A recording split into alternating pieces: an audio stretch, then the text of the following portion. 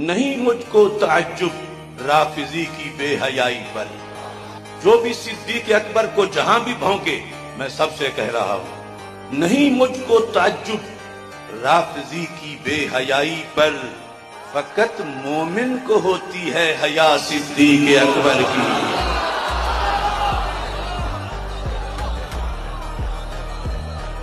یہ شعر امام زین العابدین رضی اللہ تعالیٰ عنہ کے خطبے کا ترجمہ ہے جو کشف الغمہ میں ہے، انہی کی کتاب میں، روافض کی کتاب۔ مقام افضل امت کو باہم تولنے والو، علی مولا سے پوچھو اقتدا صدیق اکبر کی۔